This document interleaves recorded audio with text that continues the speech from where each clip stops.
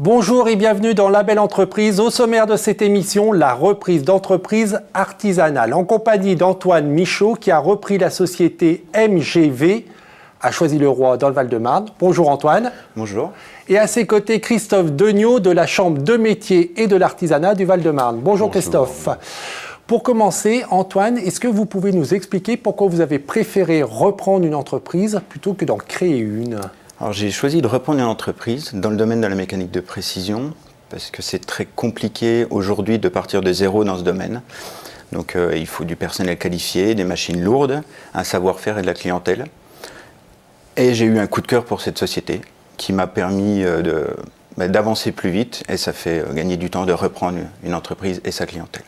C'est ça un petit peu l'intérêt de la reprise d'entreprise, de partir de l'existant plutôt que d'en créer une ? Exactement ça, c'est ce qu'explique Antoine Michaud. Ça permet d'avoir un développement économique plus rapide. On reprend des salariés qui sont formés. La montée en chiffre d'affaires se fait beaucoup plus rapidement. Ça permet de dégager un chiffre d'affaires de suite. Ça permet de dégager un revenu également. Et puis souvent, ça permet aussi d'obtenir des financements bancaires de manière un peu plus facile, puisque les banquiers sont un peu moins frileux de partir d'un existant. Est-ce que le taux de survie, entre guillemets, ou de pérennisation de la reprise d'entreprise est meilleur que celui de la création d'entreprise ? Tout à fait. Le taux de pérennité des entreprises à 3 ans pour une reprise est à peu près 80-85%, alors qu'il est à 70%, 65-70% pour une création. Donc il y a quand même une marge assez importante. Donc des chiffres qui parlent pour la reprise d'entreprise. Antoine, comment vous avez trouvé l'entreprise que vous avez reprise ? Alors sur Internet, il y a des sites qui mettent en relation des repreneurs potentiels avec des cédants. Donc, notamment sur un site où j'avais demandé une mise en relation avec une entreprise qui s'est avérée déjà vendue. Et 1 an plus tard, donc comme j'avais toujours cette mise en relation qui m'était à disposition, j'ai pris rendez-vous avec la société MGV pour la rencontrer, un peu par curiosité, par passion de la mécanique. Et finalement, je suis reparti avec. Parce qu'elle m'a vraiment... j'ai adoré ce savoir-faire, cette qualité du produit, ce goût des belles choses bien finies, ce service et ce potentiel. C'est une société qui a donc 42 ans, qui a évolué depuis 42 ans, mais est restée un petit peu en latence d'informatique et de nouvelles technologies. Et je me suis dit qu'avec un savoir-faire plus nouveau d'informatisation, de services, de marketing à petite échelle, additionné au savoir-faire technique de l'entreprise, du personnel, des professionnels qui s'y trouvent, je pouvais en faire quelque chose de beau et de pérenne dans le temps. Donc Antoine a trouvé son entreprise à reprendre sur Internet. Est-ce que les chambres de métiers de l'artisanat recensent toutes les entreprises artisanales et est-ce qu'il y a une bourse qu'on trouverait sur Internet ? Tout à fait. Il existe ce qu'on appelle la Bourse nationale d'opportunités artisanales qui recense toutes les entreprises à reprendre du domaine artisanal qui ont été identifiées par les chambres de métiers. Donc cette bourse permet d'effectuer des critères de recherche selon les désirs et desiderata des repreneurs en fonction du chiffre d'affaires, du lieu d'implantation et de tous les critères qui permettent d'identifier l'entreprise souhaitée. Ce sont des entreprises qui ont été évaluées par les chambres de métiers. Les chambres de métiers organisent des comités d'évaluation composés d'un expert comptable, d'un notaire, d'un avocat, de spécialistes de la transmission reprise qui permettent d'approcher des valeurs au plus juste du marché. Ce sont plusieurs milliers d'entreprises qui sont recensées sur cette bourse ? Tout à fait. On peut estimer à 50 à 100 entreprises par chambre. Voilà. Donc effectivement, plusieurs milliers d'entreprises sont disponibles sur cette bourse. Si le repreneur ne trouve pas parmi les entreprises proposées l'entreprise qui lui va, il peut laisser ses critères de recherche et puis dès que l'entreprise se trouvera sur la bourse, celui-ci aura il sera informé de suite. Une alerte. Antoine, à la lumière de votre expérience, quelles sont les précautions à prendre lorsqu'on souhaite reprendre une entreprise ? Alors, dans un premier temps, il faut bien s'entourer. Donc, prévenir ses proches parce qu'ils vont devoir supporter une absence plus ou moins longue après la reprise. Mais quand vous dites s'entourer, c'est uniquement personnel et donc que la famille soit bien au courant ou c'est aussi un entourage professionnel ? Ah oui. Donc, point de vue cédant, c'est d'avoir un accompagnement. Il faut se faire accompagner. Donc là, ça a été fait par France Cession. Alain Baumann de France Cession était venu accompagner, ce qui aide énormément parce que c'est très compliqué. la plupart des gens vendent leur entreprise une fois dans leur vie, eux le font 15 fois par an, donc ils savent faire. Et côté repreneur, moi j'ai été accompagné par un cabinet comptable, donc Audit et Conseil à Boulogne-Billancourt. M. Claude Amar m'a accompagné dans la création du business plan, dans la vérification des chiffres de l'entreprise, parce que c'est pas donné à tout le monde de bien comprendre, c'est leur métier. Donc à partir de là, on a pu avancer. Donc bien s'entourer et alerter la famille parce que celui qui était peut-être salarié avant va devenir entrepreneur, donc il va passer de nombreuses heures au sein de son entreprise. C'est 24 heures sur 24. C'est au sein de l'entreprise un certain nombre d'heures et après on l'a toujours en tête. Quelles sont les précautions qui sont mises en avant par la Chambre de métier de l'artisanat? Comment vous procédez lorsqu'il y a une... Il ne faut surtout pas brûler les étapes. Ça veut dire effectivement ce qu'expliquait Antoine Michaud dès le départ, savoir si on a le potentiel pour être chef d'entreprise, identifier ses forces, ses faiblesses, ses connaissances techniques, bien travailler sur la cible, cible que l'on souhaite, à la fois en termes d'activité, qui peut être liée à la maîtrise technique ou non, en termes de chiffre d'affaires souhaité, donc, qui est souvent lié effectivement à la capacité financière que l'on peut posséder, et puis ensuite, une fois qu'on a identifié la cible, balayer tous les champs de l'entreprise, ça veut dire récupérer le maximum d'informations sur l'entreprise. Il va falloir étudier le bail commercial, les résultats financiers, les contrats de travail, les fiches de paye, enfin, balayer le maximum d'informations, voir si l'outil de production est pérenne ou s'il nécessite un investissement. Voilà, ce sont tous les conseils qu'on peut prodiguer auprès des repreneurs. Ne pas brûler les étapes, ça vous a pris combien de temps, Antoine, pour reprendre cette entreprise? 9 mois de discussion avec l'ancien gérant, où j'y passais 2 à 3 fois par semaine le soir, après la production. On discutait, on échangeait. Il me présentait son travail, je lui présentais ma vision des choses et on a vraiment sympathisé. Et en dehors de ça, ça m'a plu. Ça lui a plu, le projet lui a plu. Il avait le choix de vendre à un groupe, il avait le choix de beaucoup de choses, il avait le choix. Et c'est ça qui a fait, il avait le choix et le temps. Donc c'est pour ça que 9 mois plus tard... Le temps de la gestation. Exactement. Il m'a cédé son entreprise donc en novembre 2015.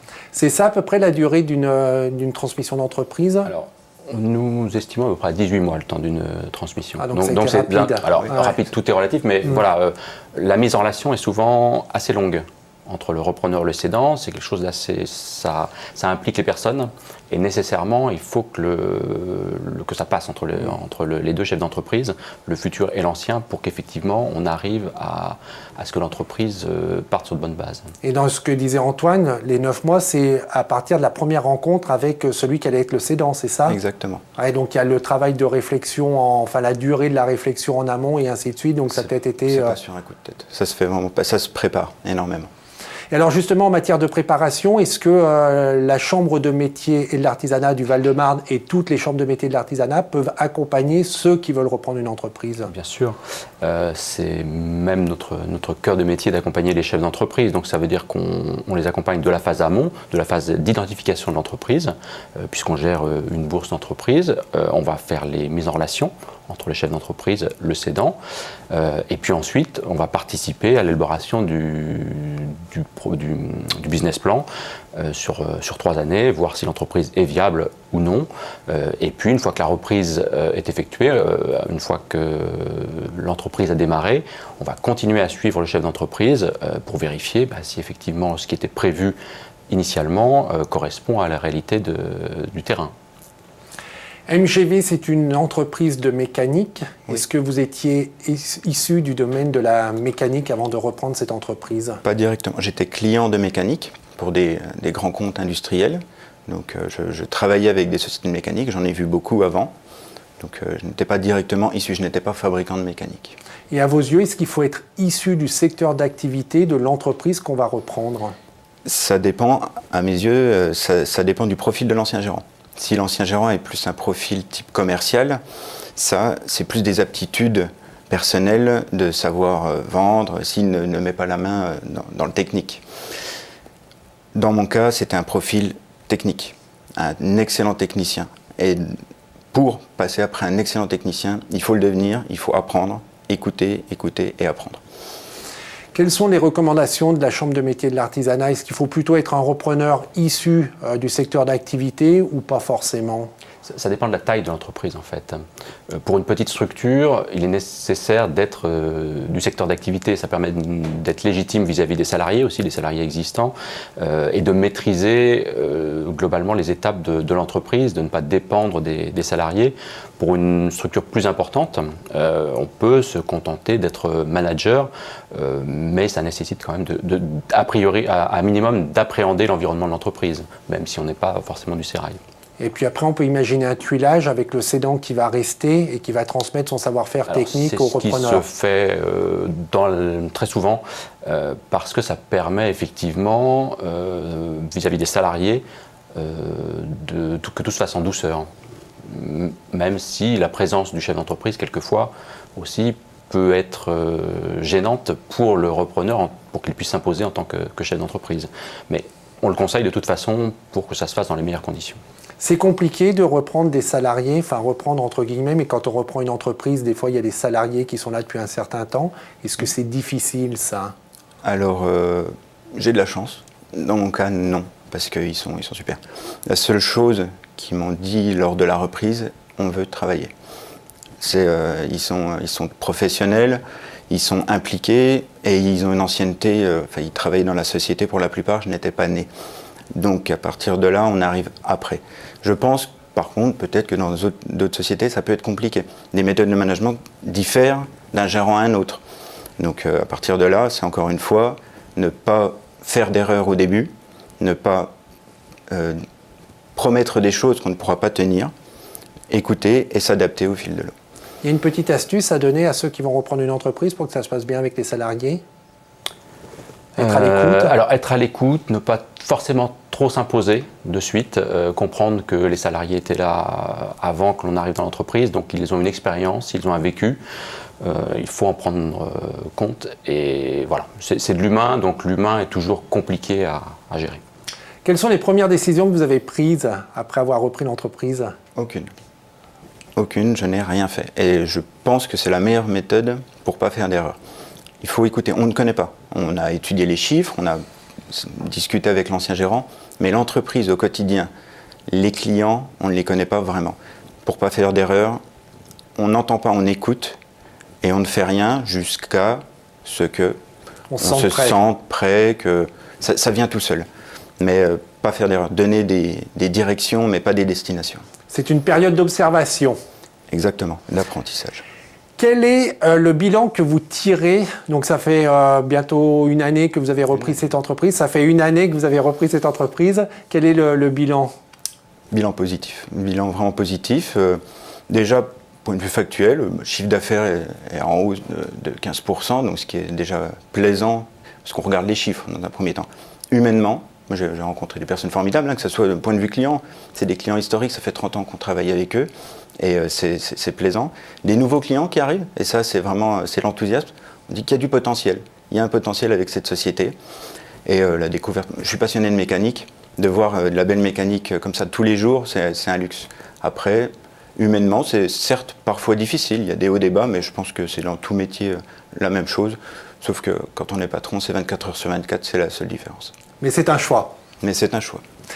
Christophe, pour terminer, je suppose qu'il y a pas mal d'entreprises à reprendre dans tous les secteurs d'activité dans votre département du Val-de-Marne et plus largement dans toute la France? Tout à fait, donc je vous invite à consulter la BNOA de suite pour tous ceux qui sont intéressés par le domaine artisanal. Allez-y, c'est le moment, il y a des entreprises à reprendre, il y a un certain nombre de chefs d'entreprise qui vont partir à la retraite dans les années qui viennent, donc je vous invite à visiter le site de la BNOA et puis de trouver l'entreprise qui vous convient. Le site internet, c'est bnoa.net. Et puis, on peut rappeler ce chiffre, c'est que si vous reprenez une entreprise, vous avez plus de 80% de chances de réussir la pérennisation de votre entreprise reprise qu'une création. On est plutôt autour de 65%. Merci beaucoup à tous les deux. Merci. Pour ceux qui veulent en savoir plus sur l'activité d'Antoine, il y a aussi un site internet, c'est www.mgv-usinage.fr. Et pour ceux spécialement dans le Val-de-Marne, dont fait partie Christophe. Le site internet de la Chambre de métiers de l'artisanat du Val-de-Marne, c'est www.cma94.com. Pour revoir cette émission, c'est www.demain.fr. On se retrouve la semaine prochaine. En attendant que le souffle de la création et que l'envie d'entreprendre ou de reprendre vous accompagne. Au revoir.